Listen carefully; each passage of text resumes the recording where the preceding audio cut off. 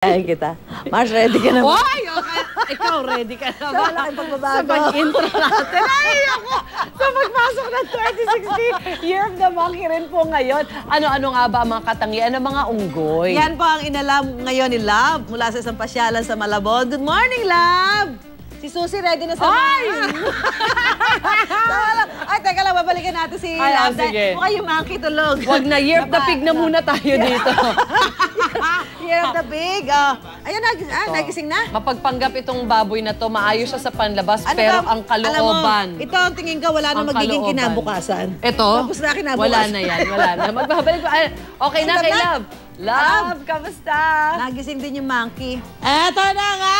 Nako, naghihintay na nga rito ang mga Philippine Monkey at syempre pa ang isang kinagigiliwan ng mga kabataan pag pumupunta sila sa Malabon Zoo, si Marimar. Pero eto muna para mabigyan tayo ng ilang mga impormasyon tungkol po dun sa ating, eto nakikita nyo kanina, Philippine Monkey po yun mga kapuso. Isa daw po yan sa pinaka-enthusiastic at hindi mapakaling mga monkey, no, na may karakter na ganyan. At syempre yan po, dahil nga ngayon po ay Year of the Monkey, kaya naman po dinayo po natin ang Malabon para po makita itong Malabon Zoo at makakasama ho natin si Mr. Manny Tangco, ang may-ari po ng zoo na ito, na siya po nangangalaga sa may 2 hektaryang lupain ito at may 600 na animals. Okay, good morning! Ito po from the Malabon Zoo Animals po for you. And some bananas from the monkeys po.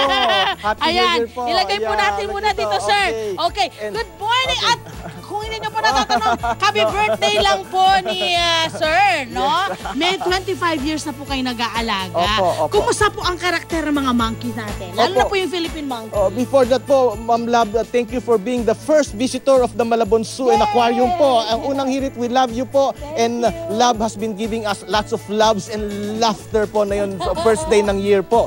Ang Philippine Monkey po ay pinakamasipag po na monkey yan po, no? Para pong Pinoy yan. Very enthusiastic, very strong. Hindi po yan gusto magalaw. Gusto niya magalaw siya. Ayaw nila na naka-steady lang sila, no? Opo. At pag ito po ay kagaya po ito, no, na in captivity sila or inaalagaan nyo po sila, gaano po kahaba ang kanilang buhay? Opo, sa captivity po, they last for about 20-25 years po. In the wild, kailangan sila magtrabaho, so they last for 10 to 15 years naman po. Ganoon. Ito pong mga unggoy na nandito ngayon, Philippine Monkey po sila. Saan po sila nanggaling? Bata pa lang po ba sila? Napunta na po ba sila sa inyo? 25 years na po kami, so most of these are anak na po ito. Mga anak na po ito dito sa loob ng Malabon Zoo po. Yes. So ilan pong Philippine Monkey ang meron kayo dito sa loob ng Malabon Zoo? Meron po tayong 2 dosenang Philippine Monkey at ang symbolism po ng Philippine Monkey sa Year of the Monkey po na yun ng Chinese po, no? Mga intelihente po sila, no?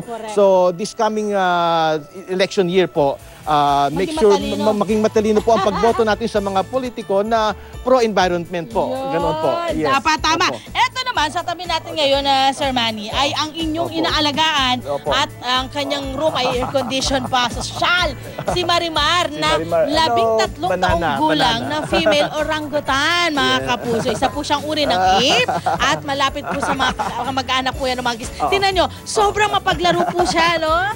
Kumusta po siya sa loob ng 13 taong pag-aalaga ninyo? Alam nyo, camera shy po. Nagmana po siya sa akin. Camera shy. Actually, kagaya ng sinabi kanina ni Sir Manny, ang mga monkey kasi talaga ayaw nila nang nasa isang pwesto lang, no? Kaya nakikita nyo, board na siya sa lagay na yan. Pero ayan, nakikipaglaro. Ayan, kakain na tayo. Mahilig talaga siya sa mga prutas. Opo, mahilig siya sa mga putas at gusto niya batiin si Jojo Obusan. Happy 50th birthday! Pasok yun, yun.